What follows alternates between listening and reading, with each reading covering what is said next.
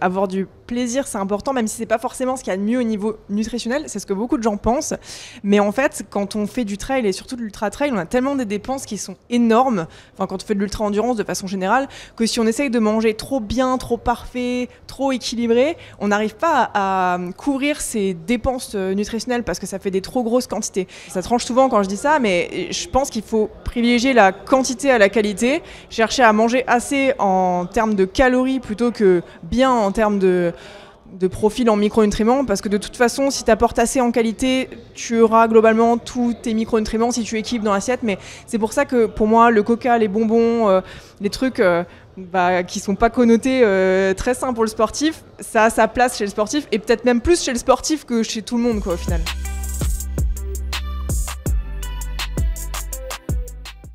Bienvenue dans ce Campus Talk spécial trail à l'occasion de la Saint-Élion sur le thème de la nutrition, cette fois-ci ultra distance. On parle beaucoup sur campus des distances plus courtes, 10 km peu, semi-marathon, marathon. Cette fois-ci, on va aller un petit peu plus loin, ou plutôt un peu plus long, et à la fois sur qu'est-ce qui se passe le jour J, mais aussi qu'est-ce qui doit se passer à l'entraînement pour que ça se passe bien. Je suis Tristan, lead coach chez Campus, et pour m'accompagner pour cette mission, puisque la nutrition n'est pas ma spécialité, j'ai 3 profils très complémentaires pour répondre à mes questions. D'abord, Nouchka Simic, tu es diététicienne spécialisée en sport et tu es pratiquante toi-même de sport d'endurance. Trail actuellement, triathlon fut un temps, c'est ça ? Exactement. Bonjour à tous et merci pour cette invitation. Moi, je suis diététicienne du sport depuis 5-6 ans maintenant. J'accompagne que des sportifs dans mon quotidien, d'amateurs à haut niveau, principalement quand même des sportifs d'endurance à 50%, et je pratique le trail et l'ultra trail, et oui, fut un temps le triathlon longue distance, et j'exclus pas d'y revenir un jour. C'est ce que tu m'as dit en off. Peut-être que les grands esprits vont se rencontrer peut-être sur un triathlon tous les deux. On a aussi avec nous Eric Clavry. Tu es trailer de haut niveau, de top 10 à l'UTMB, une victoire à la Saint-Élion ici même il y a quelques temps en 2011 où tu as gagné aussi la même année les championnats du monde de trail. Au passage, un petit record sur la traversée des Pyrénées par le GR10.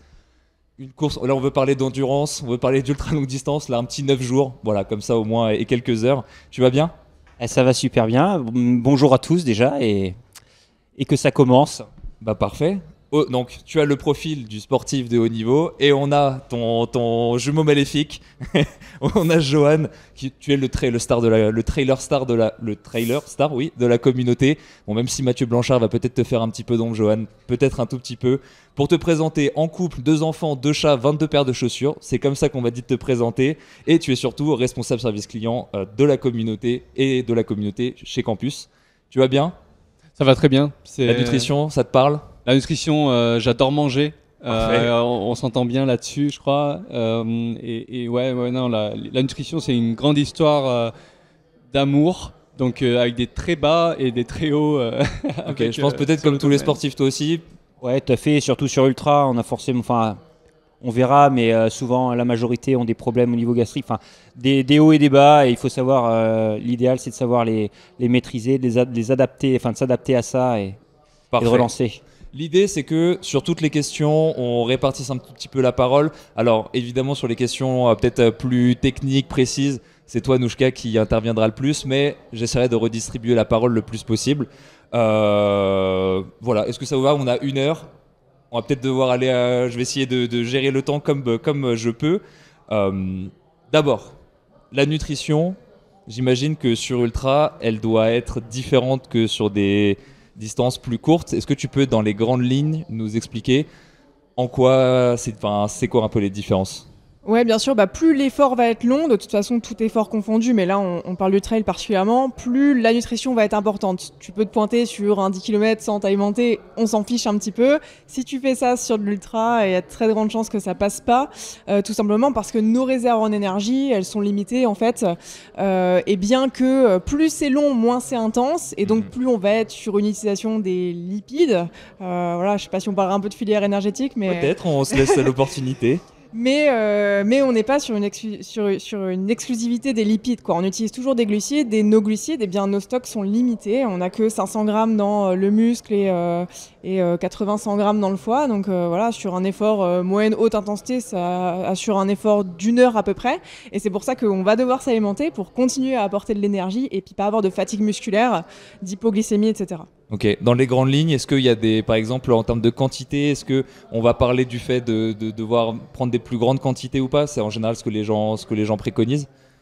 Ouais, alors on parle souvent en grammage de glucides. Sur l'ultra, et voilà, au-dessus de Qu'est-ce qu'on 10-15 définit heures. par ultra déjà? Peut-être tous alors on dit 8 heures Ouais. et plus, de 8 heures à 9 jours et 9 heures, ça vous va? Moi, j'ai pas de définition exacte parce que apparemment il y a plein de définitions différentes. Donc si quelqu'un en a une autour de cette Il y en a qui table. disent qu'il faut passer de nuit dehors, mais Historiquement, l'ultra, c'est l'ultra-marathon, c'est au-delà du marathon, mais maintenant on s'accorde quand même à dire que c'est au-delà de 80 km, on passe sur un ultra, quoi, 80, 100 Ok. km en fonction des personnes. parfait. Donc voilà, 8 heures et plus. Ouais, souvent en fait on va parler en grammage de glucides jusqu'à 10-12 heures et au-dessus ça devient très compliqué parce que d'un point de vue digestif, chez certaines personnes ça peut être très difficile d'assimiler des grandes quantités de glucides. Je parle jusqu'à 90 voire plus. Chez certains ultra trailers, ils arrivent à monter à 120 grammes. Ça c'est pas pour tout le monde et voilà, si on ne tolère pas digestivement, ce qu'il faut c'est essayer d'apporter assez de calories. Peu importe, voilà, c'est un mélange glucides-lipides. Mais dans l'idée, c'est plus ça va être long, plus il faut essayer de consommer dans la limite de ce qu'on est capable de tolérer. Et là, ça va être aussi le jeu de l'entraînement digestif pour être capable d'assimiler des quantités glucidiques et hydriques et des volumes alimentaires de façon globale assez conséquents. Eric, toi je sais que tu as fait des distances plus courtes avant, distance plus courte, puis triathlon longue distance Ironman, puis ensuite ultra trail. Est-ce que justement toi dans ta nutrition en tant que sportif de haut niveau, tu as eu une évolution entre les distances plus courtes et puis après l'ultra distance? Ouais, j'ai eu une grosse évolution. Avant, quand je faisais de l'Ironman notamment, j'avais fait 2 fois Hawaï. Le petit-déj, c'était du n'importe quoi. C'était du lait, des tartines de confiture et Ça autres. te parle, Joanne? Mais ça, j'ai abandonné parce que je vomissais à chaque course. Donc, Ok. j'ai basculé avec voilà, des repas beaucoup plus cadrés et ça passe vraiment bien mieux. Après, l'ultra, on parle de 9 jours, 9 heures pour le JR10. L'année prochaine, je vais partir sur 20 jours d'aventure autour de la Bretagne. Là, ça va être de l'aliment. Je vais vraiment prendre des vrais repas plus parce que déjà, je vais aller moins vite, donc ce sera moins sollicitant. Je vais pouvoir mieux digérer, mais parce qu'il va falloir que je m'alimente vraiment en conséquence, quoi. Et est-ce que à partir de, admettons, 10, 12 heures ou peut-être même 24 heures, est-ce que ce que disait Nouchka, le fait de regarder de plus en plus les calories, c'est quelque chose que toi, en tant que sportif de haut niveau, tu as regardé? Eh ben alors, ouais, un petit peu, mais je suis beaucoup sur le plaisir et vraiment sur le plaisir et je vais vraiment manger déjà ce qui passe et c'est difficile de trouver ce qui passe et même quand on a l'habitude de prendre quelque chose, la fois d'après ça peut ne pas passer. Donc il faut aussi avoir une adaptabilité possible, je pense, c'est mon sentiment. Mais voilà, oui, après l'idée c'est quand même de prendre une certaine quantité de glucides, tout ça pour pouvoir tenir la distance. Après, c'est vrai qu'il y a un truc que je dis souvent, c'est il vaut mieux manger quelque chose qui te fait plaisir et que tu arrives à consommer, même si c'est pas forcément l'idéal, plutôt que de te forcer à manger quelque chose qui est entre guillemets idéal et puis que ça passe pas, quoi. L'essentiel finalement sur du long, c'est de réussir à continuer à apporter de l'énergie, peu importe ce qu'est cette énergie au final. Moi, ça me parle beaucoup ce que vous dites là parce que justement, moi, dans ma pratique, c'est énormément évolué. Je suis parti de quelqu'un qui ne mangeait pas du tout en fait. Je partais à jeun parce que je me sentais mieux à courir comme ça. Sauf que. Qu'est-ce que tu entends par mieux? Juste tu te sentais mieux ou tu avais entendu que c'était plus gastrique. Ok. Purement gastrique parce que tout simplement, je m'entraînais pas à l'entraînement à m'alimenter. Et je faisais ma course sans rien prendre quasiment. Donc déjà, sur des efforts de 2h30, 3h, j'étais déjà mal. Et finalement, à un moment donné, j'ai été obligé de m'intéresser à la nutrition pour tout simplement finir mieux mes courses. Et c'est toujours d'ailleurs mon objectif actuel quand je fais une course, c'est de la finir bien, finir en force. C'est ça mon objectif. C'est pas un temps, c'est très centré là-dessus, c'est très personnel. Mais je pense que chacun devrait avoir ça aussi en tête. Quand on finit une course et qu'on se dit j'ai peut-être pas tout donné aujourd'hui, c'est bon signe en fait. Que c'était une bonne course. Ouais, je suis d'accord. Et aujourd'hui, tu es passé de 0. Et toi, en tant qu'amateur, ça a été quoi la première étape alors, dans ta je suis nutrition? passé à l'extrême en fait. 120 grammes par heure, Donc, c'est-à-dire ratio 2 exactement, en fructose-glucose. je suis énormément documenté. Donc, en fait, quand je me mets dans une pratique, je le fais à 100%, à 110%.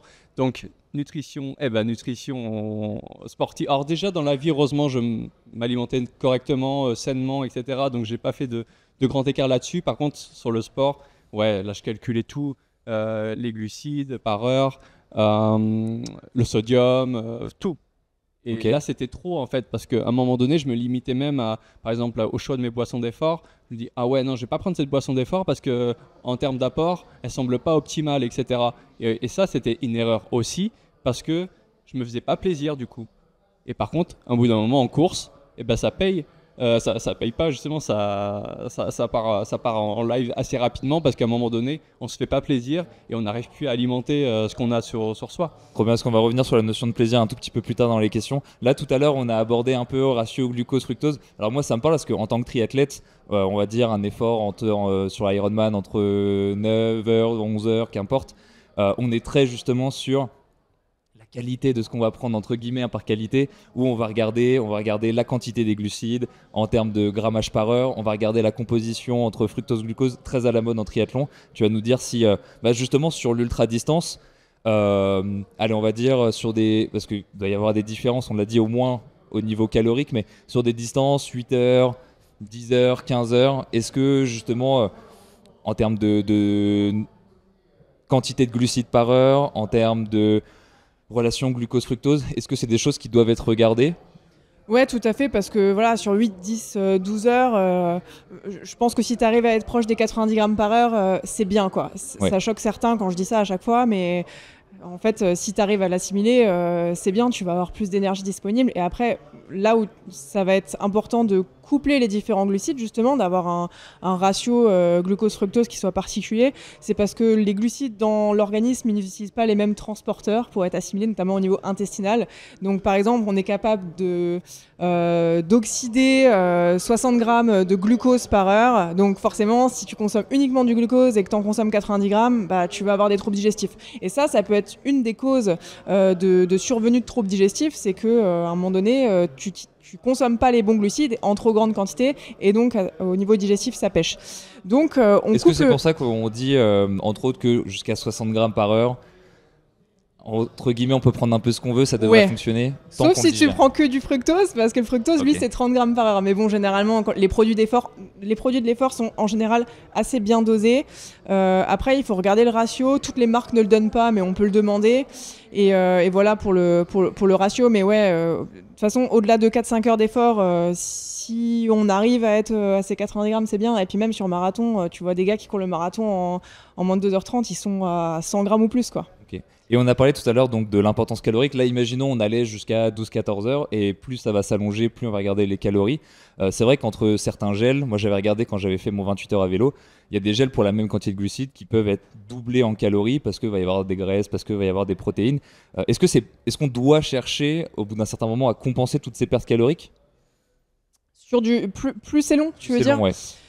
Oui, idéalement, il faut avoir des choses qui t'apportent beaucoup d'énergie, mais qui prennent pas beaucoup de place, quoi. Okay. Pour que la digestion soit assez facilitée, mais que ça t'apporte quand même du fuel. Donc, essayer de faire en sorte que ce soit quand même pauvre en fibres alimentaires. Les lipides vont être plus denses en énergie que les glucides, parce que 1 gramme de lipides, c'est 9 calories, alors qu'un gramme de glucides, c'est 4 calories. Donc, forcément, c'est presque le double. Ça va prendre moins de place, ça va t'apporter 2 fois plus d'énergie.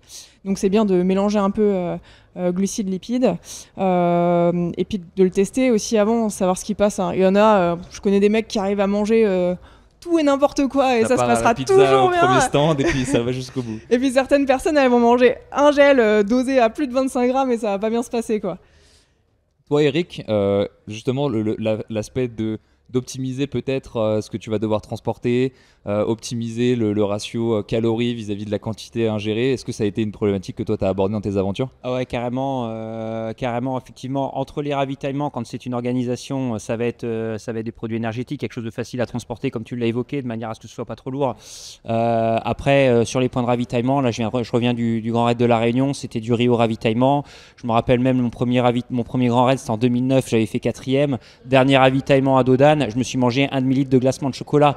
Je le conseille pas forcément, c'était une autre époque aussi, mais malgré tout, non, effectivement, je pense qu'il faut se faire plaisir, mais faut trouver le bon moment pour le faire. L'intensité de course aussi, je pense, va être importante. C'est sûr qu'un départ de course qui va être plus tonique, on va pas pouvoir manger la même chose qu'au bout de 130-140 km de course. Donc il faut aussi savoir s'adapter au fur et à mesure de la course pour pouvoir ingérer ce qu'il faut, quoi. Comment toi, à titre personnel, par exemple, alors soit tu as adapté ou tu adaptes encore aujourd'hui entre des distances un peu plus courtes qui vont durer moins de 24 heures et sur des aventures un peu plus longues. C'est quoi toi un peu ce que tu utilises, ce que tu apprécies utiliser, tu vois que ça fonctionne bien avec toi? Moi, je suis en partenariat avec une gamme énergétique du sport. Ça se passe à base de miel, ça se passe très bien. Et c'est vrai qu'ils proposent une large gamme. Donc moi, ça me permet vraiment de prendre. Alors les barres, pas trop, parce que c'est vrai qu'en course, du coup, faut le mâcher, faut l'ingérer, c'est plus difficile. Mais en termes de boissons énergétiques, de gel, maintenant de purées même qui sont produites, c'est vrai qu'il y a quand même une gamme suffisamment large pour proposer quelque chose de qualité et qui permette de se nourrir. Donc oui, je m'adapte quand même au fur et à mesure du temps. Mais ça ne m'empêche pas, en aparté, de m'alimenter, comme je disais, avec du riz en plus.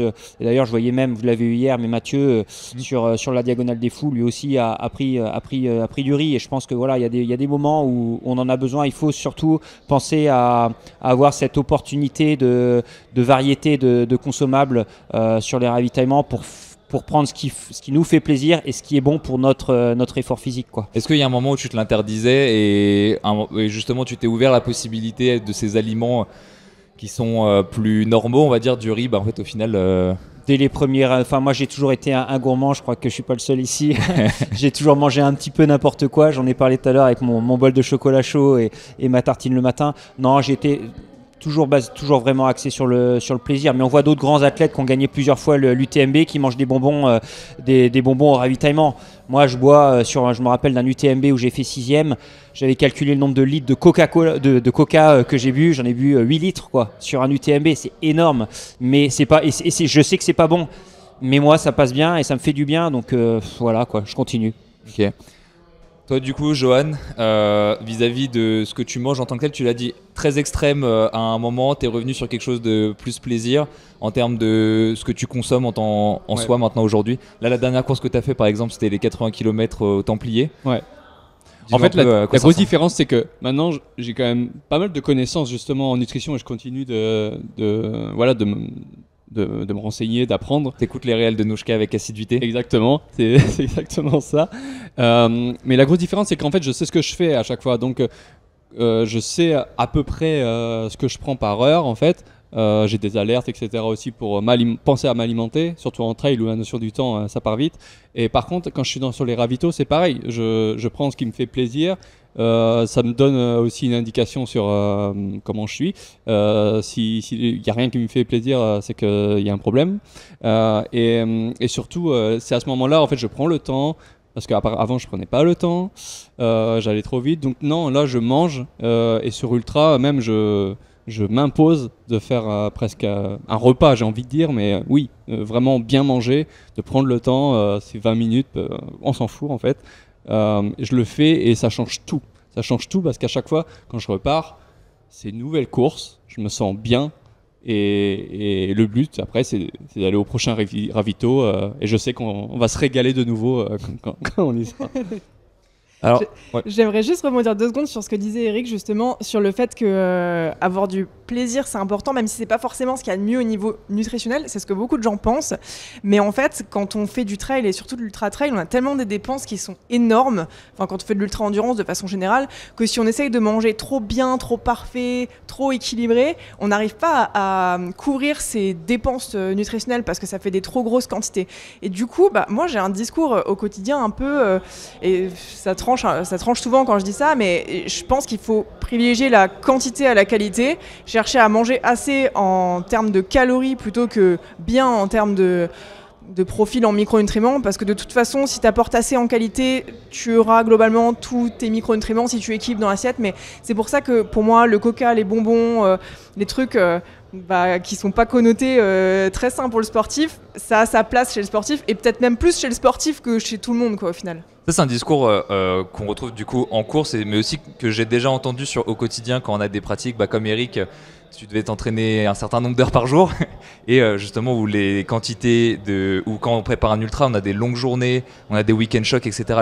Les déficits caloriques sont énormes sur ces journées-là et où on se dit si vous voulez les combler, manger du riz et des haricots c'est cool, mais ça va être compliqué quoi. T'arriveras pas tout simplement parce que quand tu as une moyenne de dépenses à 5 ou 6 000 sur les jours, en plus notre corps physiologiquement il n'est pas en mesure de façon chronique de compenser plus de 3 fois ton métabolisme de base par l'alimentation. Je te donne un exemple, moi j'ai mon métabolisme de base, il est à 1500, ça veut dire qu'en gros si je dépense 4500 calories, instinctivement je vais pas réussir à le faire. Du coup, ça arrive quand même souvent de dépasser ce 3 fois le métabolisme de base là quand tu fais de l'ultra-endurance. Et c'est pour ça que il faut chercher à consommer des aliments qui prennent pas beaucoup de place et qui t'apportent beaucoup d'énergie. C'est totalement l'inverse de ce que je vais conseiller à quelqu'un qui veut perdre du poids, quoi, tu vois. Je vois bien. Typiquement. Eric tout à l'heure nous a dit que lui typiquement quand les courses s'allongeaient il avait tendance à modifier sa nutrition au fur et à mesure de l'effort aussi. Moi j'ai entendu 2 discours très différents et quasiment opposés, donc peut-être tu vas m'aider à y voir un peu plus clair. Le premier c'est ceux sur l'ultra distance qui vont dire oui les gels si on commence trop tôt à en prendre ça risque de mal finir parce que indice glycémique élevé ou des choses comme ça, première chose. Deuxième chose que j'entends, et alors là je le sors de ma mémoire de très très loin, il me semble que c'est Kylian Jornet qui sur un UTMB avait regardé les Espagnols ou je sais pas quel autre pays et il s'est dit à ce ravitaillement là ils sont déjà à la pizza, c'est sûr que je vais les avoir plus tard parce qu'ils ont commencé trop tôt les aliments plaisir. Donc c'est quasiment l'inverse. Est-ce qu'il y a une vérité, peut-être pas une vérité, mais qu'est-ce que toi tu penses sur par quoi il faut commencer? Est-ce qu'on peut commencer avec la même chose du début jusqu'à la fin? Est-ce qu'il faut faire évoluer sur un ultra? Alors déjà, je suis très contente que tu parles de l'index glycémique là parce que j'aime bien en parler parce qu'il y a beaucoup de mythes autour de ça. On pense souvent que quand tu consommes des glucides à index glycémique élevé, ça va engendrer une sécrétion d'insuline et derrière tu vas faire une hypoglycémie réactionnelle. C'est totalement vrai si on se tape un paquet de bonbons là quand on est en train de parler. C'est ce qui va se passer dans 1 heure. Par contre, quand tu es à l'effort, avec le stress de l'effort et toutes les réactions biochimiques qui vont se passer, tu vas sécréter des catécholamines, notamment de l'adrénaline, qui va bloquer cette sécrétion d'insuline. Donc en fait, à l'effort, tu peux consommer des glucides à index glycémique élevé, tu vas pas avoir d'insuline, donc en fait, tu ne risques pas de faire d'hypoglycémie réactionnelle. Et du coup, pour moi, ça devient très intéressant de manger des glucides à IGO parce que ça va te demander moins de travail digestif et ça va t'apporter de l'énergie plus directe. Est-ce que c'est le cas si tu as par exemple, imaginons une prise par heure ou une prise tous les heures et demie, ou alors avoir ce discours-là, ça fonctionne que si tu as une prise toutes les demi-heures, qu'importe? Peu importe. Okay. Peu importe. Et puis même si tu es sur un ultra, en fait, tes catécholamines, elles augmentent déjà à 20-30% de ton VO2 max. Donc en fait, tu y es déjà, quoi. C'est un effort vraiment très bas. Après, s'il faut plus privilégier le liquide, le solide, les gels, les barres, etc., je dirais que ça va dépendre de toi, tes habitudes, et puis du profil de la course aussi. Tu vois, comment ça part, combien de temps ça dure, etc. Ouais, je voulais revenir là-dessus. En fait, tu parles de stratégie. Pour moi, c'est une stratégie et ça, je l'ai aussi. Mais moi, c'est l'inverse par contre. À la fin, je vais être plus liquide parce que je vais avoir du mal. Je commence à avoir du mal en fin de course. Je vais sortir les gels à la fin, en fait, moi plutôt. Okay. Au départ, je vais être. En fait, je vais varier. Moi, je varie toute la course. Donc, je peux te sortir un gel. Je sais pas, dans les 3 premières heures, je vais en prendre un, mais je vais aussi prendre une barre, une gaufre, et il y a du liquide, boisson d'effort, il y a tout. Et moi, ce que je vois et ce qui marche sur moi, c'est de varier un maximum. Et les ravitaux, ils servent à ça, en fait. Les ravitaux, ils sont hyper précieux, je m'en sers. D'ailleurs, à la Saint-Élion et même dans les autres courses, il y a Roadbook. Tu sais ce qu'il y a dans. Et ça, je le prépare aussi avant course. J'ai une stratégie à l'heure. Je sais et je me connais surtout. Il y a l'expérience, ça c'est très important, je pense, sur Ultra. De toute façon, on n'y arrive pas sur Ultra si on n'a pas une stratégie, si on n'est pas organisé et si on tient pas. On s'arrêtera avant de toute façon, on finira pas la course. 2 choses sur ce que tu as dit. Le premier, c'est donc toi personnellement, typiquement, les aliments qui fonctionnent bien au début, en fait, tu prends plus de solide, etc. Et plus le temps passe, plus tu t'es rendu compte que la seule chose qui passait, c'était les gels, et donc tu les conserves pour la fin, c'est ça? C'est ça. Et après, avec l'entraînement, ce moment où je vais être un peu moins bien, je vais avoir moins d'envie, etc., je le repousse de plus en plus. Ce qui me permet de m'entraîner, en fait. Et les courses... Tu le sens d'une saison à une autre, ça? Oui, parce que... au fur et à mesure du temps qui passe, je fais aussi plus souvent des 80, plus souvent des 100. C'est des efforts que je connais, que je maîtrise. Je sais comment je réagis. C'est très à la sensation aussi. Pour moi, c'est très important ça. Et la deuxième chose que tu as dit, c'est j'utilise les ravitaux. Ce que tu veux dire par là, c'est que si par exemple à la réunion ils proposent du riz à tel kilomètre, ça évite de prendre du riz sur toi et tu sais que tu vas en avoir à ce moment-là. Exactement. Au Templier, par exemple, il y avait des produits que j'utilise moi à l'entraînement. Et ben c'était très bien. C'est une charge en moins que j'avais sur moi. Ok. Toi, Eric, est-ce que ce genre de transition, de variété, tu as une stratégie particulière qui fonctionne pour toi ? Moi, je suis complètement d'accord. C'est-à-dire qu'il faut vraiment savoir s'adapter. Et en fait, on est tous différents. Je suis préparateur mental. C'est la même chose. Une recette qui va marcher sur une personne va pas marcher sur une autre personne. Mais par contre, ce qu'il faut absolument faire, c'est établir en amont une stratégie alimentaire, une stratégie mentale. Il faut travailler sur des outils. Après, pour pouvoir éventuellement basculer pendant l'épreuve. Mais pour moi, ça reste hyper important. Je sais que moi, les produits énergétiques sucrés, je vais prendre le départ. Je vais en prendre pendant 4, 5, 6 heures peut-être. Et puis à un moment donné, ça passera plus, quoi. Okay. Et à un moment donné, je vais être obligé de passer sur des choses plus... Alors, de la charcuterie. Alors, j'aime bien, moi, les saucissons, tout ça, parce que ça me fait du bien. Et voilà. J'aime bien, effectivement, du riz, ce genre de choses un peu plus consistantes. Et puis, peut-être qu'il y a des moments où ça passera carrément plus du tout, quoi, et où j'aurais plus envie, mais ça reviendra peut-être avant. Mais je me rappelle il y a encore une quinzaine d'années, quand je faisais un peu n'importe quoi, je sais que systématiquement aux 2/3 de la course je vomissais. Ok. Mais mentalement j'attendais avec impatience ce moment où je vomissais, parce que je savais qu'après avoir vomi, j'allais pouvoir remanger, que ça allait repartir. Et même au championnat du monde, quand je gagne, je vomis presque sur les pieds de Philippe Propage, l'entraîneur de l'équipe de France. Et après, c'est reparti. Mais je savais que je fonctionnais comme ça. Mais ça faisait partie, entre guillemets, à cette époque-là de ma stratégie, qui est loin d'être la meilleure, certes.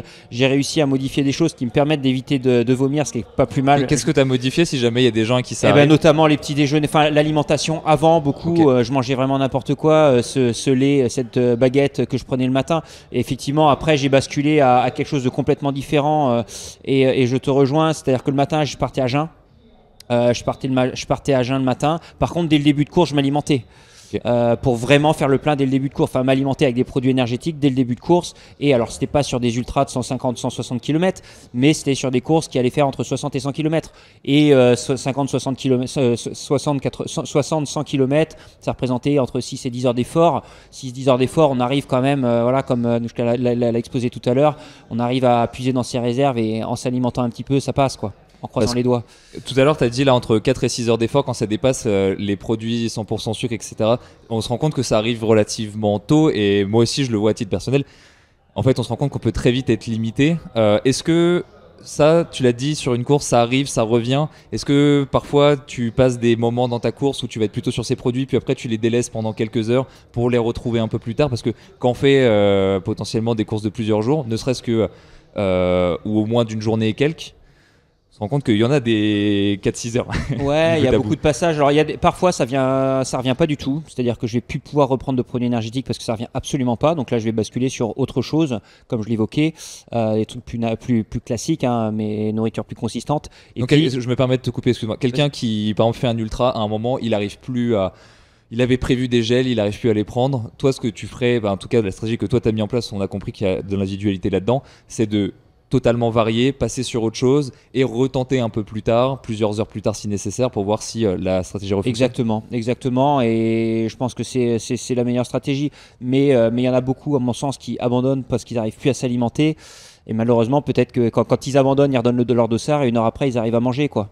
Je pense qu'il y a aussi un déclic mental là-dedans, mais il y a effectivement le fait de laisser le temps au corps de pouvoir s'alimenter. En fait, Nushka le dira bien mieux que moi, parce que moi je suis pas du tout calé là-dessus, mais l'estomac c'est un muscle, et quand on se nourrit avec des grosses quantités, il va y avoir un afflux de sang dessus. Mais le problème, c'est qu'on est dans une activité physique, et le sang il va là où les muscles sont nécessaires, les jambes, enfin les parties du corps musculaires, quoi. Donc forcément, quand on arrête de manger, le sang il va dans les muscles et il nourrit plus l'estomac, et donc il va plus pouvoir digérer ce que tu vas lui donner au bout d'un moment. Donc c'est peut-être faire un petit temps de pause, peut-être une sieste pour pouvoir se réalimenter. Mais là je passe la main pour... Thomas, est-ce que c'est une stratégie qui fonctionne? Ouais, en fait, alors déjà la principale cause d'abandon sur les courses d'endurance, c'est les troubles digestifs. Donc on peut quand même vachement travailler dessus pour limiter les abandons.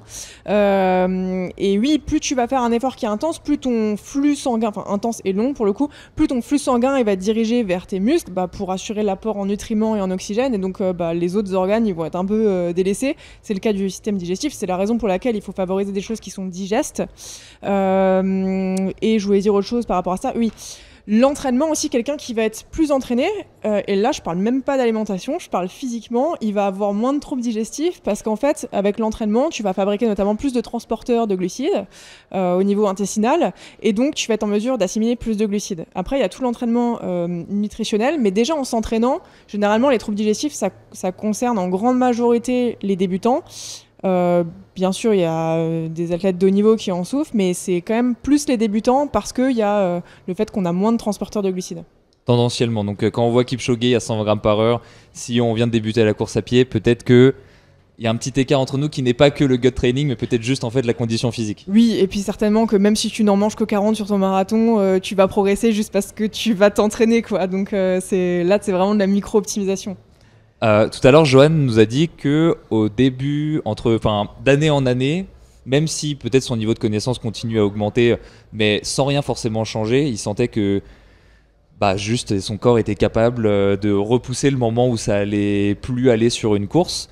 J'ai une question précise pour toi. Est-ce que dans les sportifs que tu vois, typiquement, tu vois des gens qui essaient peut-être de faire trop bien trop tôt et qui laissent au final peu de temps ou ils ont des stratégies où tu leur dis c'est une très bonne stratégie, mais peut-être qu'en fait tu vas juste réussir à la tenir dans 4 ans. Essayons de commencer un peu plus simple et y allons-y pas à pas. Oui, c'est vrai. Moi, je parle beaucoup de ça sur les réseaux sociaux. Donc, ça m'arrive de parler de sportifs qui consomment 120 grammes par heure. Et du coup, en consulte, j'en ai qui me disent j'aimerais bien essayer de consommer 120 grammes de glucides par heure. Je leur dis mais c'est pas du tout le but. Là, le but, c'est déjà de trouver une stratégie qui te permette de plus avoir de troubles digestifs, de finir ta course, de progresser, d'être bien, d'avoir de l'énergie. Et puis ça vient après. Et encore, c'est pas pour tout le monde, quoi.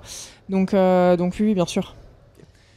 Là, si on fait un petit récapitulatif déjà de tout ce qu'on a dit, donc sur des durées relativement courtes, on va très grossir les traits, mais jusqu'à 15h, 20h, alors on va dire c'est plutôt un spectre qui commence de 8h jusqu'à 66 heures, et plus on va vers 66, plus la quantité et la calorie va compter, et plus plus c'est court, plus on va pouvoir regarder potentiellement la constitution de ce qu'on va manger en termes de glucides, de répartition, fructose-glucose.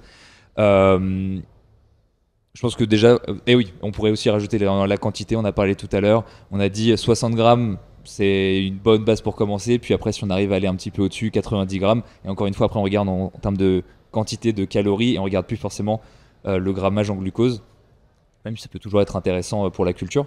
Un truc dont on n'a pas parlé, c'est en termes de produits en tant que tel, parce qu'on peut avoir une stratégie théorique en termes de quantité, le sodium, le glucide, etc., mais il y a des produits, même si on est déjà entraîné, qu'on ne peut pas consommer pour une raison obscure, juste parce qu'une marque ça fonctionne pas, ou alors même sur une marque il y a un goût qui va fonctionner, l'autre qui va pas fonctionner. Est-ce que toi c'est parfois des choses auxquelles tu es confronté avec tes sportifs où c'est censé fonctionner mais sur ce produit-là, ça fonctionne pas ? Oui, tu t'embêtes pas, tu choisis autre chose. Franchement, y a tellement de marques. En général, moi déjà, j'impose rien. Quand les sportifs viennent me voir, je leur demande ce qu'ils utilisent déjà. On regarde ensemble si c'est bien. Si c'est bien, garde. Si ça marche, c'est cool. Sinon, on va tester d'autres trucs. Donc non, il y a tellement de marques. Après, il faut trouver ce qui est bien au niveau apport en glucides, apport en sodium, apport en énergie, composition, etc. Et puis, pour compléter et pour rebondir sur ce que tu disais tout à l'heure, varier un maximum et avoir des plans B. Parce que tout ça, c'est très mathématique, tout ce qu'on a dit, mais en fait, parfois les maths, ça suffit pas et il arrive un moment où dans ton effort, et moi la première, t'as calculé ton truc, 90 grammes par heure, t'as calculé qu'à cette heure-là, t'arrives au ravito, sauf que t'as mis 1 heure de plus parce que t'es dans le mal, et puis comment tu fais ? T'arrives plus à boire, t'arrives plus à manger, faut improviser, quoi. C'est de l'adaptation. Et ça vient avec l'expérience, en général ? Oui, mais je pense que même quelqu'un qui est très expérimenté... Tu me diras, mais je pense que ça peut foirer quand même, quoi. Il y a eu, Eric, des notions de plan B à certains moments qui ont pu te sauver la vie, voire plan C, voire plan D. Je serais tenté de dire que c'est à toutes les courses, en fait. L'ultra, c'est une adaptation constante dans tous les domaines, donc la nutrition en fait partie, quoi. Ok. Toi aussi Ouais, obligé. On commence avec le plan B, peut-être, Joël. Le plan A vient après. On commence par le saucisson fromage. Non, oui, moi je voulais revenir là-dessus, c'est le coca aussi. Eric en parlait tout à l'heure, le coca je me l'interdisais et maintenant, non, je me l'interdis plus du tout.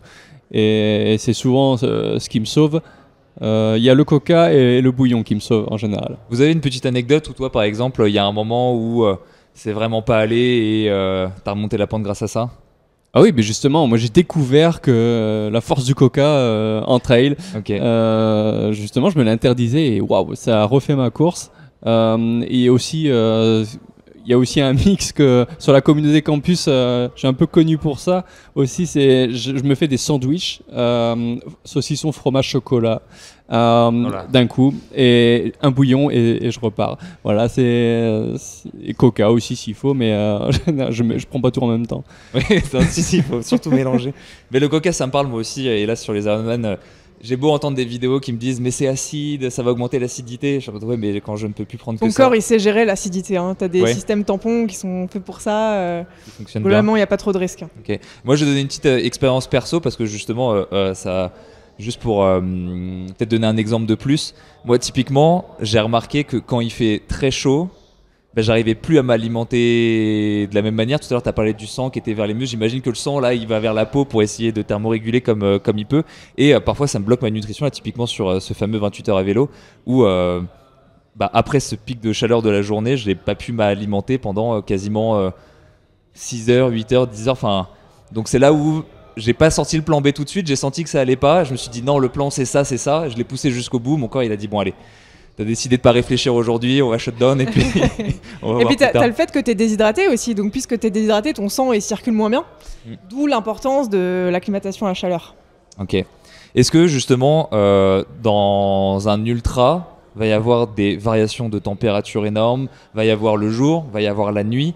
Est-ce qu'il y a des adaptations particulières à avoir en fonction de la météo et en fonction du moment de la journée?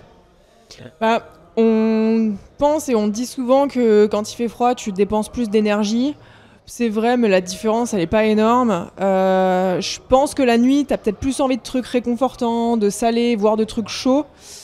Et la journée, tu as peut-être plus envie de frais. Donc c'est là où boire des boissons sucrées, ça peut être mieux et peut-être plus te concentrer sur le liquide justement que sur une tartiflette à 14h en plein cagnard, quoi.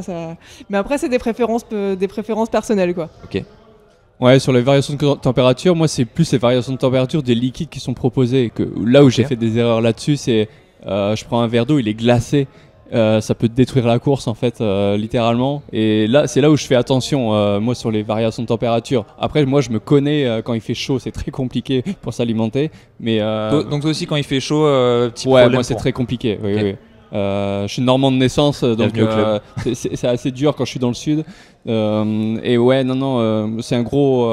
Enfin, je me connais là-dessus. Et là, pour le coup, le plan B et C, il sort assez rapidement aussi. J'arrive à survivre et à finir mes courses quand même.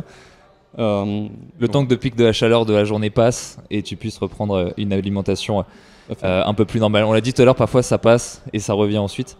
Ouais, moi effectivement, par rapport à cette différence, variabilité, notamment à La Réunion, d'où je viens de courir, c'est vrai qu'on a des grosses variables de température. On peut aller la première nuit, alors on part, il fait 24 degrés, la première nuit au bout de 3-4 heures, il fait 4 degrés, et puis après on va remonter à plus de 30 degrés la journée quand il fait. Donc on a des grosses variables de température. Moi, ce que j'ai pour habitude de faire, mais même sur une course comme l'UTMB, ça pourrait être le cas ici, là sur la Saint-Élion, c'est en partie nocturne où il fait plus froid, c'est d'orienter plus sur des soupes type soupe au vermicelle, parce que ça offre plein de réconfort. Alors déjà, c'est liquide, effectivement, tu le disais, c'est en termes de la réhydratation, peut permettre justement de retrouver justement un appétit derrière, mais ça réhydrate, c'est salé, on perd toujours du sel quand on court, il y a des glucides aussi avec du vermicelle, c'est chaud, donc ça réchauffe, donc c'est vrai que c'est quand même super confortable, et effectivement, la journée, prendre des choses peut-être plutôt, comme le disait Joanne, sur des liquides plutôt frais, éventuellement, parce qu'il peut faire quand il fait chaud, mais c'est vrai que moi, ces soupes au vermicelle, la nuit notamment, sont vraiment réconfortantes, et tu l'as évoqué tout à l'heure, c'était pas mal. Hein. Tout ça, là on parle beaucoup du jour de la course, de ce qu'on va faire le jour J, mais il faut aussi entraîner en amont.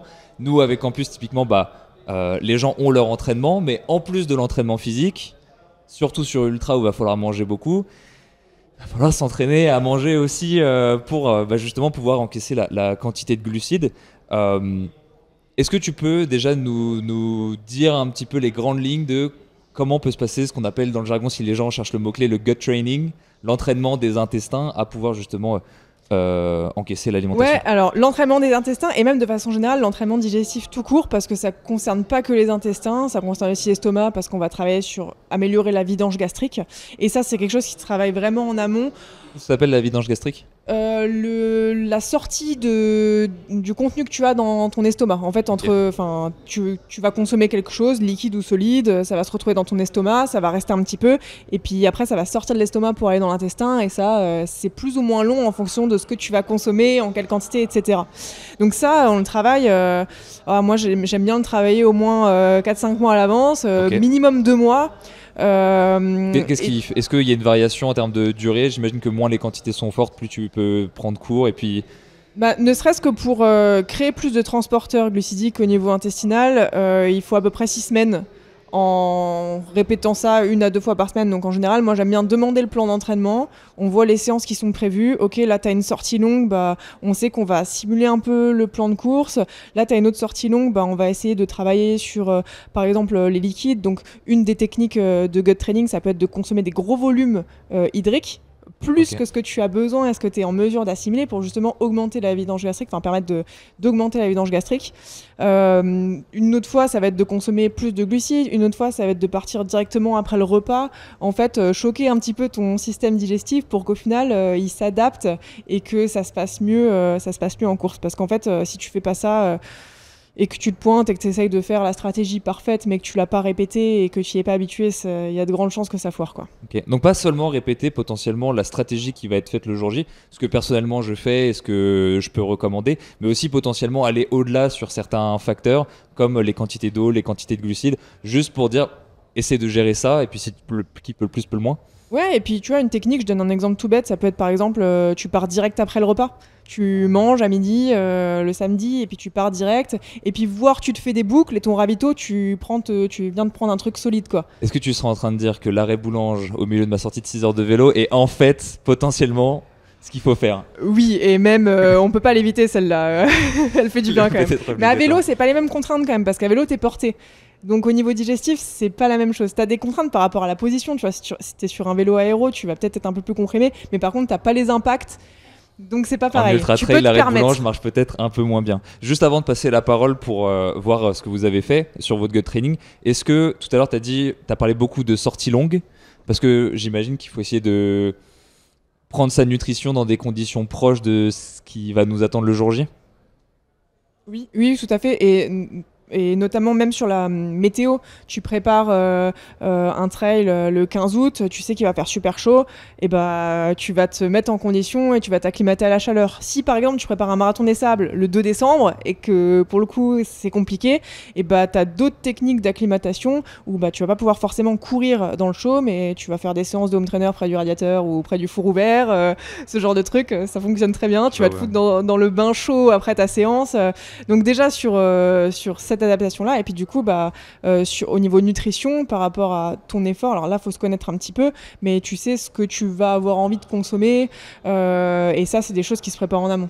Parce que typiquement sur les distances plus courtes, on va avoir tendance à dire prenez votre ravitaillement à l'allure à laquelle vous allez courir, parce que ne serait-ce que sur un semi-marathon on court vite, et peut-être que ce qui passe quand vous courez plus doucement, là sur ultra distance on court lentement, mais j'imagine que ça a plus à voir du coup avec la durée. C'est peut-être pour ça que tu parles des sorties longues, où en fait ce qu'on tient 2 heures, on le tient peut-être pas 10 heures, quoi.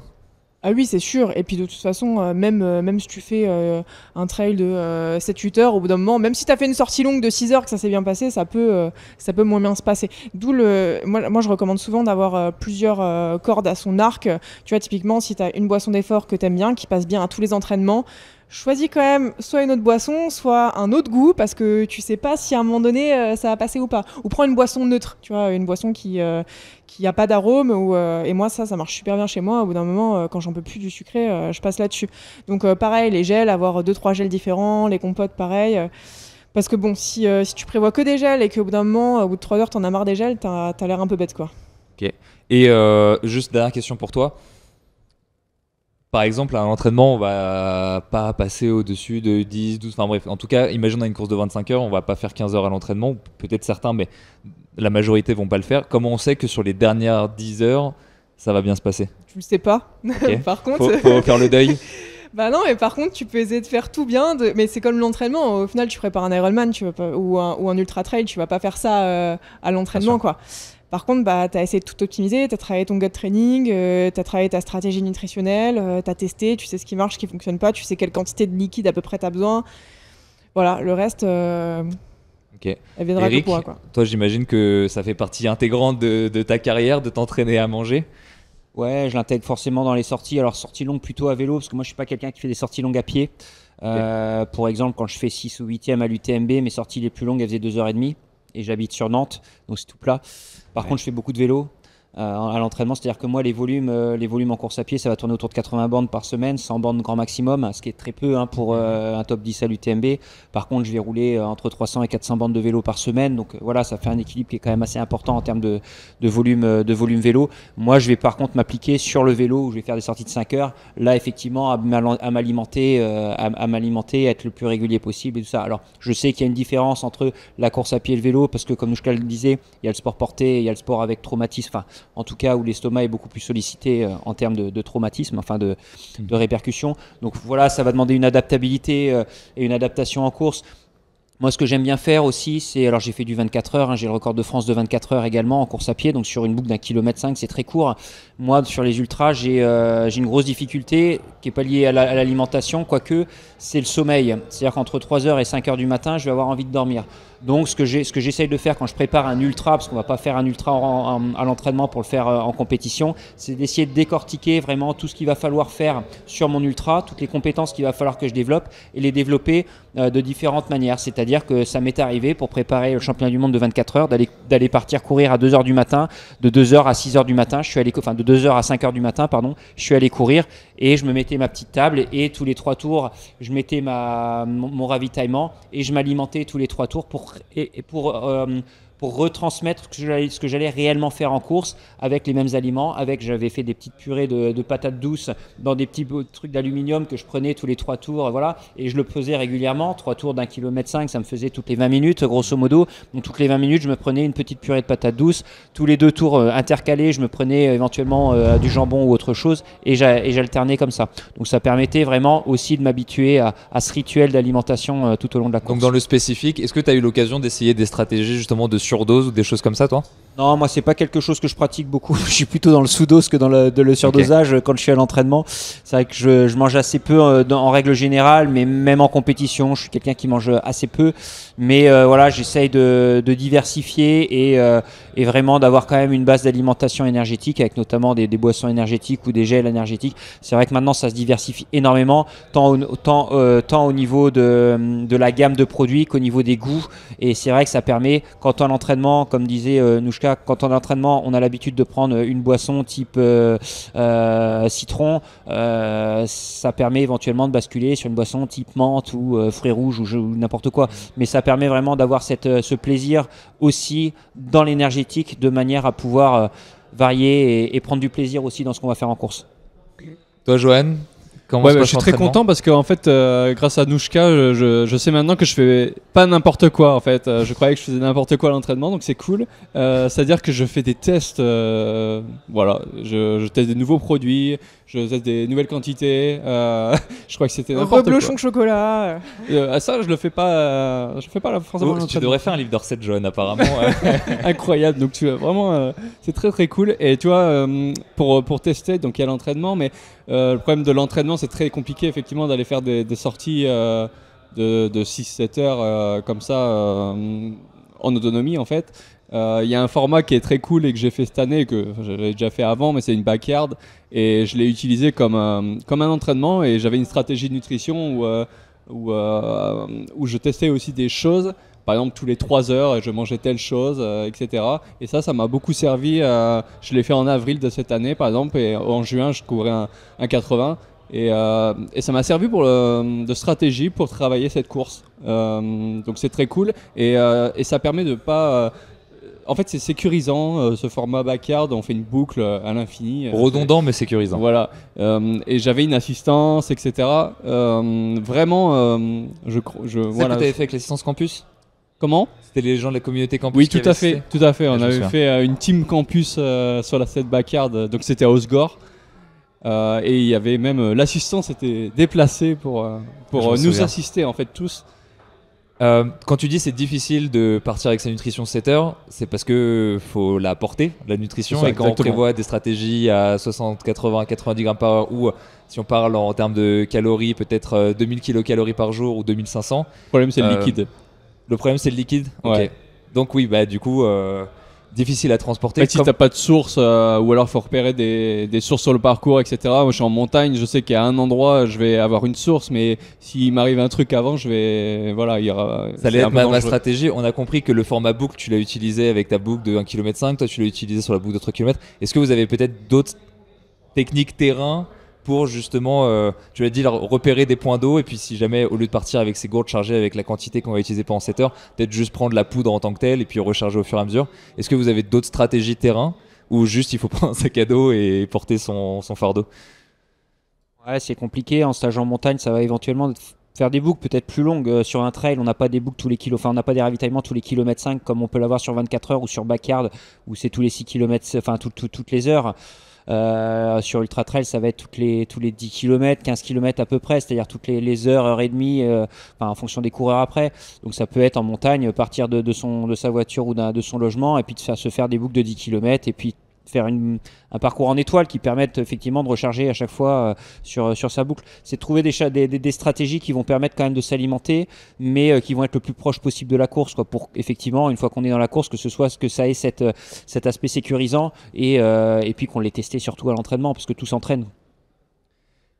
Est-ce que tout le monde peut progresser? C'est-à-dire que quelqu'un qui ne gère aucun gel au tout début, est-ce qu'il y a un espoir pour lui de s'en sortir un jour et de pouvoir manger quelque chose à l'effort? Bah oui, totalement. Sauf si vraiment il y a vraiment un truc sous-jacent et il faut creuser. Et de toute façon, si vraiment c'est récurrent et que tu vois qu'en faisant tout bien, ça fonctionne pas, il y a peut-être un trouble digestif en dessous, chronique ou quoi. Mais oui, donc, du moins moi, ça fait des années et tu t'en sors toujours si tu fais les choses bien, quoi. T'as jamais vu personne stagner ou régresser en partant de zéro? Non, et puis même si t'as bien travaillé et qu'il y a quand même, il se passe quand même quelque chose pendant la course, t'arrives toujours à trouver une explication. Soit il a fait trop chaud, soit au bout d'un moment t'as bu trop d'un coup, trop froid, t'as pas mangé pendant un moment, t'es trop en intensité. Ça s'explique toujours d'une façon ou d'une autre. Est-ce que tu vois des variabilités inter-individuelles entre potentiellement des gens qui commencent très bas mais qui peuvent énormément s'entraîner, ou des gens qui commencent plus haut, qui peuvent tout de suite manger beaucoup de choses mais c'est plus compliqué de s'entraîner? Est-ce que tu vois ce genre de différence? Tu veux que je refasse? Ouais, vas-y, parce que j'ai pas compris des gens la qui phrase. peuvent genre rien manger. Ouais. Ils s'entraînent, ils peuvent manger des grandes quantités, donc un gros niveau de progression, une grosse amplitude, et des gens, à contrario, qui dès le début peuvent manger quand même des bonnes quantités, mais où c'est plus difficile pour eux d'aller augmenter leur quantité. Dans le deuxième cas, de toute façon, si déjà tu manges des bonnes quantités, ça va être dur de grappiller encore parce que la marge elle est moins grande. Et oui, j'ai déjà vu des personnes sur trail ou sur triathlon sur longue distance où franchement, quand tu calcules leur truc, ils consomment 20 grammes de glucides par heure et au bout de quelques mois, quelques années, 90 grammes ça roule, quoi. Ok. Quelques années. Donc il faut que les gens Quelques s'entraînent. mois ou quelques années, Ok. mais ça se fait pas du jour au lendemain. Ça se serait si c'était aussi facile. C'est comme l'entraînement, hein. Si tu deviens bon en 2 jours, ça serait cool quand même. C'est qu'il y a de la Moi, je marge. confirme, ouais, ça c'est moi, 20 grammes. Ouais. T'avais fait les calculs? J'étais fait après coup, quelques années après. Ok. Il y a aussi une autre chose, moi je me souviens en tout cas sur triathlon, c'était quelque chose qui obnubilait beaucoup les gens sur Ironman, c'était de se dire que à force de consommer potentiellement liquide, à force de consommer des boissons déjà, alors c'est peut-être plus pour des courses de moins de 24 heures là, mais les gens avaient peur ou ont peur d'avoir faim sur leur course en consommant juste des choses semi-liquides ou liquides ou quoi que ce soit. Est-ce que c'est une problématique qui existe réellement? Et si oui, est-ce qu'il y a, enfin, c'est quoi les solutions pour toi? Alors souvent les gens ont pas faim plutôt que très faim. C'est Ouais. souvent justement tu cherches à diminuer la quantité de ce que tu vas consommer parce que le sport coupe quand même la faim. Tu vas sécréter certaines molécules qui sont anorexigènes, donc qui coupent la faim. Après, si t'as peur d'avoir faim, mange du riz au ravito, quoi. Ça peut fonctionner, ou des sandwichs fromage, saucisson, chocolat. Mais prévoir du solide, quoi, si t'as faim. Mais en général, Enfin, moi, je le vois plus dans l'autre sens où t'as pas faim et du coup, faut trouver des stratégies pour quand même réussir à s'alimenter. C'est plus ça le problème Ouais. en général. Ça vous est pas arrivé d'avoir faim sur une course? Si, Si. si, moi ça m'est arrivé, mais je parlais tout à l'heure de mon premier grand raid en 2009. J'ai parlé de mon demi-litre de glacement de chocolat à la fin qui m'a fait un super bien, mais à mi-parcours à Sillaos, je me suis mangé un hamburger et au bout de 30 km, je me suis fait mon petit déjeuner chocolat au lait et baguette pendant le grand raid. Et on m'annonce quand j'arrive pour prendre mon petit déjeuner, donc au bout de 30 km en haut du volcan, que je suis premier. Mais ça m'a pas empêché de faire mon ravitaillement, mais parce que voilà, j'avais besoin de manger. Je pense que Johan, je rejoins un petit peu sa nature profonde, mais je suis normand aussi, donc c'est peut-être pour ça. C'est vrai qu'on a besoin de manger, je pense. Le fait d'avoir faim, ça a un impact sur la performance physique. Entre autres, ça ralentit la dégradation des performances physiques avec le temps. Mais est-ce que ça a aussi peut-être un impact sur le mental? Est-ce qu'il y a des vrais bénéfices qu'on peut retrouver en améliorant sa nutrition? Oui, parce que je pense que c'est lié. À un moment donné, si t'es bien physiquement, tu vas être bien mentalement. Et puis à l'inverse, si t'as faim, tu vas te mettre... Bah déjà, tes réserves énergétiques, elles sont plus basses, donc tu sais que physiquement, ça va moins bien. Et tu vas te dire que t'es moins bien, donc je pense que oui, ça a un lien. Si, sur le trail, typiquement, je pense à la concentration, à la Saint-Élion, les gens vont partir de nuit. Est-ce que la nutrition permet de garder indirectement une meilleure concentration, tu penses? Oui, parce que tu diminues la fatigue mentale, la fatigue musculaire, donc oui, c'est clair. En fait, c'est en te préservant que... Ok, d'accord, Oui. je comprends. Juste pour rebondir sur un truc que tu as dit tout à l'heure, où ça me fait penser à... Il y a un petit conseil que tu as donné sur la variation, où quand ça se passe très bien à l'entraînement sur un produit, on a tendance à le conserver. Je voulais juste refaire une petite parenthèse là-dessus, parce que je fais pas... Genre, à ce jour, parce que je savais que c'était une erreur, parce que j'ai fait l'erreur, j'ai pas encore eu le temps de la corriger, mais où à l'entraînement, sur un 13 heures, les produits passaient hyper bien, et puis le jour J, au bout de 10 heures, ça passait plus. J'étais en mode... Il me reste 18 heures de ravito dans ma sacoche Qu'est-ce et que je je n'ai vais que faire ça. Je n'ai que ça, je suis foutu, je ne peux plus rien toucher. On a notre stratégie, mais le jour J potentiellement parce que on a oublié, parce que je sais pas, il s'est passé quelque chose. Tu l'as dit par exemple, on a mis 1 heure ou 2 heures de plus à arriver au ravitaillement, vous voulez aller chercher quelque chose. C'est quoi un petit peu les signaux à repérer pour savoir qu'on a trop mangé, pas assez mangé, ou tout du moins que les signaux auxquels il faut faire attention pour la nutrition? Trop manger, je pense que ça va être les symptômes digestifs. Genre, je suis ballonné, je suis pas bien, j'ai des envies impérieuses, j'ai envie de vomir, ça peut être un signe. Pas assez, ça va être j'ai une baisse d'énergie, j'arrive plus à avancer, quoi. Ou j'ai des troubles de la vision, de l'équilibre, ça peut être aussi l'hydratation. Au bout d'un moment, quand tu es déshydraté, tu peux avoir même des pertes de conscience ou pertes de mémoire à court terme. Voilà, je pense que ça va être ça les principaux. Parce que je pense à symptômes. ça, parce que justement, on a parlé de la faim tout à l'heure. Tu as dit, les gens en général, ils ont pas faim en fait. Même si une fois qu'ils commencent à manger, souvent on arrive à se faire plaisir. Mais ce que je veux dire, c'est que les facteurs qui nous montrent qu'on a faim sont pas forcément j'ai faim. Non. Et Non, parce qu'en fait, tes symptômes physiques, tu vois, tes hormones de la faim vont être inhibées et au contraire, c'est tes hormones de la satiété qui vont prendre le dessus. Donc ça va pas trop être des symptômes physiques, genre j'ai le ventre qui gargouille, sauf chez certaines personnes. Mais est-ce que toi, c'est quelque chose où dans tes stratégies de nutrition, tu avais des symptômes un petit peu, on pourrait dire, que tu surveillais pour savoir si d'un point de vue nutrition, ça allait à la hausse ou à la baisse? Ouais, mais à force de courir, l'expertise fait que, y a un moment donné, on commence à se connaître. Donc, on sait qu'effectivement, quand on a une baisse de régime, on a peut-être loupé quelque chose. Ou des fois, c'est des grosses baisses de régime où là, clairement, c'est urgence. Il faut vraiment faire quelque chose d'urgence. Mais j'aimerais rebondir sur une question qui était posée sur le mental. Effectivement, l'alimentation a une importance sur le mental. Mais moi, en tant que préparateur mental, je pense qu'il faut aussi prendre le problème à l'inverse. Et je pense que le mental a aussi une répercussion sur l'alimentation en course. Okay. Et tu l'as évoqué sur le fait qu'à l'entraînement, ça va passer pendant 10-15 heures. Enfin, même si on s'entraîne pas 10-15 heures, mais d'une traite en tout cas, et en course ça passera plus. Mais peut-être parce qu'il y a un stress créé par l'événement qui fait que le stress, ça se répercute partout dans le corps, et le stress au niveau abdominal, donc au-dessous des abdos, qu'est-ce qu'il y a? Il y a les intestins, au niveau de l'estomac, estomacal, enfin à tous ces niveaux, va créer une tension qui va nous qui va pas nous permettre de digérer aussi bien et peut-être de s'alimenter aussi bien, et peut-être qu'on va être sous stress, donc on va pas pouvoir courir parce que l'intensité de course, la gestion de course fait que à ce moment-là on va pas y arriver. Donc je pense qu'il y a un travail alimentaire, mais un travail mental vis-à-vis de la nutrition à faire en amont pour arriver plus serein et plus rassuré sur la course, et notamment le ravitaillement, enfin comme le disait Joanne tout à l'heure, le fait de se rassurer avant la course en l'ayant testé à l'entraînement va nous permettre de se dire pendant la course, j'ai fait ce qu'il faut, inconsciemment on va être serein, et peut-être qu'on aura plus de facilité aussi à s'alimenter. Je voulais juste revenir sur ce point qui me paraissait quand même important. Et quand tu dis travail, donc tu l'as dit, le fait de s'entraîner en nutrition permet de prendre confiance, etc. Et tu dirais qu'aussi un travail sur la gestion du stress aide aussi, typiquement des gens, si à l'entraînement ça va et le jour J ça va plus, peut-être que le stress est une bonne porte d'entrée pour dire peut-être que ça joue sur le fait que tu n'arrives pas à t'alimenter le jour J.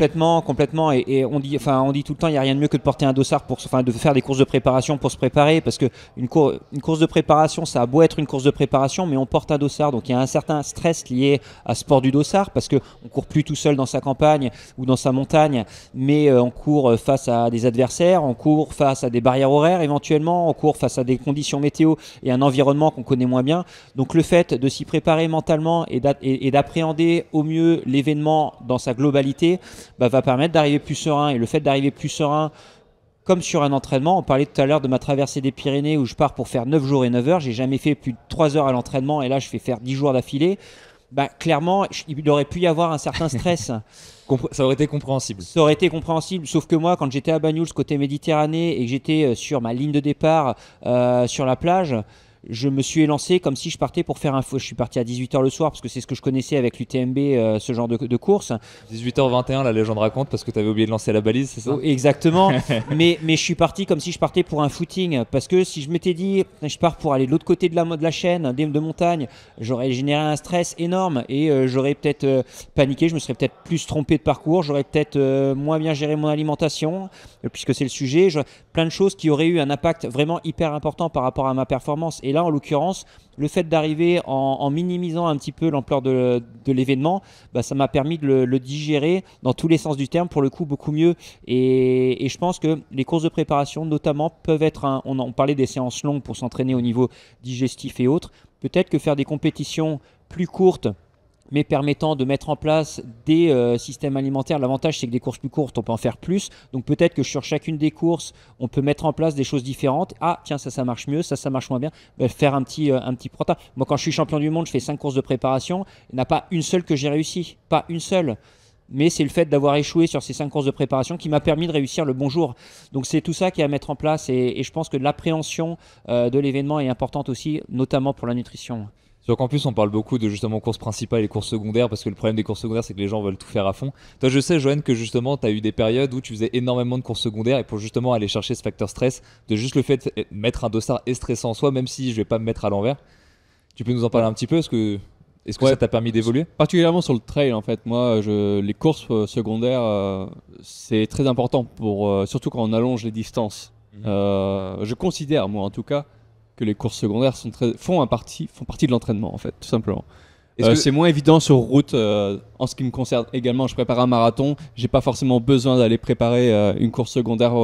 Je sais que l'entraînement, je vais pouvoir m'entraîner pour le marathon, et côté nutrition aussi, j'ai pas besoin d'aller faire un semi pour me rassurer là-dessus. Qu'est-ce que toi ça t'apporte en trail de faire ces courses secondaires d'un point de vue nutritif ou stress ou autre? En condition, okay. L'équipement, etc. Parce qu'on parle de nutrition, mais il y a tout. Il y a la totale, il y a aussi les ravitaillements, le stress, ça permet de travailler tout ça. Et c'est pour moi indispensable dans mon cheminement. Parfait. On en a parlé tout au long de la notion de plaisir. On va finir sur cette dernière question. J'hésitais, parce que comme on en a beaucoup parlé, mais je pense que c'est bien de refaire un petit point là-dessus. La notion de plaisir, donc important sur sa stratégie de ravitaillement en ultra-distance. Dans quelle proportion? Est-ce qu'il y a des règles? Quels sont les bénéfices? Est-ce que tu peux nous en parler un petit peu de façon globale? La notion de plaisir dans l'alimentation, quelle place est-ce qu'on doit l'avoir et on doit lui laisser dans la nutrition d'ultra? Bah, je dirais elle doit presque être totale, parce que si t'as pas de plaisir dans ton alimentation, je veux dire, ça n'a pas de sens. C'est quelque chose que manger, c'est quelque chose que tu vas faire tous les jours. Donc tu vois, je donne souvent l'exemple de si ça te fait chier que le soleil se lève tous les jours, bah en fait t'es embêté parce que ça va se passer quand même tous les jours, quoi. Donc autant prendre du plaisir. Après, tu vois, les gens pensent souvent que bien manger c'est relou et qu'en fait tu prends pas de plaisir, mais il y a quand même un équilibre entre les deux. Manger équilibré, c'est pas avoir des légumes, des protéines blanches tout le temps, que ce soit de la salade, machin. Non, en fait, l'équilibre alimentaire, moi je le vois comme un équilibre global, avec des plus, avec des moins. Donc forcément, tu as des plus aussi, c'est juste dans quelle proportion tu vas les mettre. Mais le plaisir reste important quand même. Et même dans le sport, tu vois, si ton programme d'entraînement il te plaît pas, tu vas le tenir 2-3 semaines parce que tu es ultra motivé, et au bout d'un moment, ça va te saouler et tu vas lâcher. Donc c'est pareil, dans l'assiette, il faut trouver quelque chose qui nous convient et qui nous permette de pouvoir maintenir tes dépenses, couvrir tes dépenses, pardon, parce que c'est quand même l'essentiel quand tu fais de l'endurance, et puis derrière assurer une bonne santé et puis un bon plaisir, quoi. Parfait. T'as dit t'es préparateur mental, donc j'imagine que la notion de plaisir, dans le sport évidemment, mais dans la nutrition, est-ce que tu peux nous donner toi ton feedback de la place que toi tu lui as laissée, l'importance que tu lui donnes? À quel point est-ce qu'on doit se faire plaisir? Quand est-ce qu'on doit se faire plaisir? Quand est-ce que toi tu t'es fait plaisir dans tes différentes aventures? Le plaisir, il est fondamental. Le bien-être, quand on fait quelque chose, et pas que dans le sport, il est fondamental. Effectivement, regarder un lever de soleil, ça arrive tous les jours, comme tu le disais. Donc effectivement, il faut prendre du plaisir. Après, et là je rebondis sur un terme que Nouchka a cité et qui est hyper important, c'est le sens. Le sens qu'on donne aux choses. Dans la nutrition, moi j'en ai vu un qui s'appelle... avec qui j'ai fait le marathon des sables l'année dernière, qui s'appelle Mathieu Blanchard. Ces étapes, il les faisait avec de la poudre, que de la poudre. Et puis il y en a qui se prenaient des barres, et puis il y en a des gels, et puis machin. Après, il a le droit de prendre du plaisir en prenant de la poudre, parce que le sens qu'il donne derrière ça, ça va peut-être, je dis peut-être, je le connais pas, enfin voilà, c'est tout en détail, mais peut-être que lui, c'est la performance et c'est le fait d'être le plus pointu possible. Moi, je connais des athlètes comme Antoine Guillon, ses ravitaillements, ils sont sur un grand raid, c'est protocolé, mais millimétré, grammé, enfin le truc est hyper... Moi je fonctionne comme lui, au bout de 10 km j'abandonne, je redonne mon dossard, parce que je peux pas fonctionner comme ça, il faut que je prenne du plaisir en mangeant, je vais pas revenir dessus, un peu tout ce que je peux manger, mais le plaisir, le sens qu'on donne à ce qu'on va faire va être fondamental dans tout ce qu'on va faire. Il y en a qui vont prendre le départ d'une course pour faire la gagne, d'autres qui vont faire pour faire les barrières horaires, d'autres pour s'arrêter à tous les ravitaillements et faire un trail gastronomique. Mais après, ça va vraiment dépendre de chacun. Il faut savoir quand on s'aligne sur un départ de course, mais comme quand on s'alimente, comme quand on regarde un lever du soleil, pourquoi on le fait, quoi. Pourquoi on le fait et quel sens on donne derrière ça, pour savoir le plaisir qu'on va en trouver, qu'on va y retrouver, et ce qui va nous nourrir en fait intérieurement pour pouvoir avancer dans la vie comme dans un trail. Et ça reboucle un peu avec ce que tu disais, Johan, au tout début, où tu disais, moi mon but c'est de franchir la ligne d'arrivée et d'avoir passé une bonne course, et peut-être que prendre un peu de largesse sur la nutrition pour justement aller rechercher ce sens, ce plaisir, c'est peut-être ça en fait la bonne stratégie aussi. Ouais, moi j'ai commencé à progresser à partir du moment où je me suis autorisé à prendre du plaisir en course, à être moins scientifique sur la nutrition, à être plus à l'écoute musculairement et à faire plaisir à l'entraînement, évidemment. C'est la totale et ça va mener à de la progression et à être plus performant. C'est le plaisir en fait, c'est ça le plus important. Je reprends mon exemple de l'arrêt Boulange parce que je pense que c'est un bon exemple de ça, mais par exemple faire 5 heures, 6 heures de vélo pour moi c'était une purge, et le jour où je me suis dit mais en fait je suis pas obligé de prendre que des barres, mais je peux me dire que au bout de la boucle je vais faire un arrêt, je vais kiffer et ça va me permettre de revenir, et donc ça va me permettre de semaine après semaine à répéter, et potentiellement apparemment en plus c'était pas mauvais pour mon entraînement digestif. En fait, on maintient plus facilement dans le temps, et comme les sports d'endurance, tout est plutôt sur le temps long, hein, en quelques mois, on fait pas grand-chose. Ça nous permet de reboucler sur le sujet. Écoutez, merci beaucoup pour vos différentes interventions. Merci Nouchka, merci Johan, merci Eric. C'était passionnant. J'espère que ça aura plu aux gens. Je vous souhaite, peut-être si quelqu'un a des petites actualités, Nouchka. Non, pas spécialement. Si, je relance bientôt les inscriptions pour ma formation en nutrition sportive pour les pros de santé en l'occurrence. Donc diététiciens, coachs, médecins, kinés qui veulent se former en nutrition sportive. Donc voilà, la prochaine édition, les prochains cours en live seront au début d'année 2025. Parfait, on te retrouve donc sur Nouchka Diet sur les différents réseaux YouTube ou Instagram. Toi Eric, peut-être une petite actualité, une petite aventure qui arrive? Ouais, une grosse aventure qui arrive au mois de mai, du 30 avril au 19 mai, je vais faire le GR34 qui part du Mont-Saint-Michel, qu'on connaît bien, qui est magnifique, pour arriver à Saint-Nazaire, donc 2100 km. Donc le Mont-Saint-Michel en Normandie. En Normandie, dans la Manche en plus. Bref, pourquoi tu poses la question? Du Mont-Saint-Michel à Saint-Nazaire, donc 2100 km en une vingtaine de jours. Et la particularité, c'est que je suis énormément sur le partage, c'est pour ça aussi que je suis là aujourd'hui. Et j'invite les gens à venir courir, ceux qui veulent souhaiter courir avec moi, ils sont les bienvenus. Ce que j'allais dire, comment est-ce que les gens peuvent te suivre, comment est-ce que les gens peuvent te contacter? Sur mon site internet, ericlaverie.com, tout attaché. Et il y a la cartographie en fait avec ma géolocalisation qui sera en live et on pourra me suivre H24 pendant 20 jours, savoir exactement où j'en suis. J'aurai pas de secret pour personne et donc ce sera beaucoup plus facile pour venir. Et ce sera pour le bénéfice de la Ligue contre le cancer parce que j'ai un affect très particulier avec la Ligue et donc ce sera soutenu par la Ligue. Parfait, on retrouvera ton site, tous vos liens seront en description du podcast sur YouTube ou sur Spotify. Et toi, une petite news, Johan, c'est quoi ta news? Là, déjà, ça me donne une bonne idée de faire quelque chose avec Eric, avec la commu. On peut les mobiliser vu qu'on est partout. On peut faire un petit truc. Ça me donne quelques idées en tout cas pour commencer. Personnellement, moi, je vais préparer un 130 bornes au Pays Basque. Donc, j'habite à Bayonne maintenant. Ça, c'est la prochaine actu. Et puis, on va pouvoir utiliser les nouveaux plans trail campus by Mathieu Blanchard. Mathieu Blanchard. Les éprouver. J'ai vraiment hâte. Depuis le temps que j'attends ça, oui, parce qu'on ne pouvait pas préparer ce genre de distance. Exact.